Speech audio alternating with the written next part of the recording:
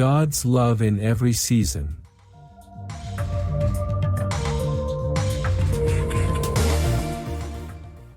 Ecclesiastes chapter 3 verse 1. To everything there is a season, a time for every purpose under heaven. Ecclesiastes Kabanata 3, Talata 1. Sa bawat bagay ay may kapanahunan, at panahon sa bawat bagay sa silong ng langit.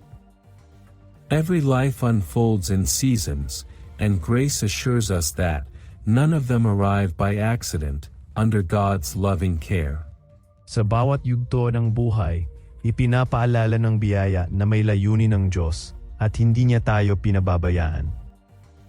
There are moments of planting and waiting, where nothing seems to move, yet love is quietly at work beneath the surface. May mga panahong tila tahimik ang lahat, ngunit sa ilalim nito ay kumikilos ang pag-ibig ng Diyos. Grace teaches us that joyful seasons are gifts, not rewards, meant to reveal the kindness of a generous Father.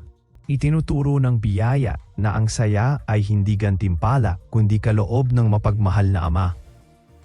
When sorrow comes, grace does not leave, it draws nearer, holding us steady through the ache.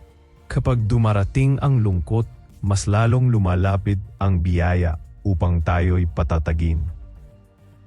Some seasons prune us, removing what we cling to, so new life can emerge in healthier ways. May mga panahong binabawasan tayo upang magbunga ng mas mabuti at mas buhay na pag-asa. Grace reframes time itself, reminding us that delays are not denials, but divine alignments. Ipinapaalala ng biyaya na ang paghihintay ay hindi pagtanggi kundi maingat na pagkilos ng Diyos. No season has the final word over your life, because love remains constant when circumstances change. Walang yugto ang may huling salita, dahil ang pag-ibig ng Diyos ay nananatili. Today, rest in grace knowing that every season you walk through is already held in God's love. Ngayon, magpahinga ka sa katiyakan na ang bawat panahon ay yakap ng walang hanggang pag-ibig ng Diyos. Salamat sa panonood. Kung na-bless ka sa video na ito, mangyaring huwag palimutang mag-like at magkomento. Huwag mag-atubiling i-share sa iba na nangangailangan ng biyaya ng Diyos ngayon.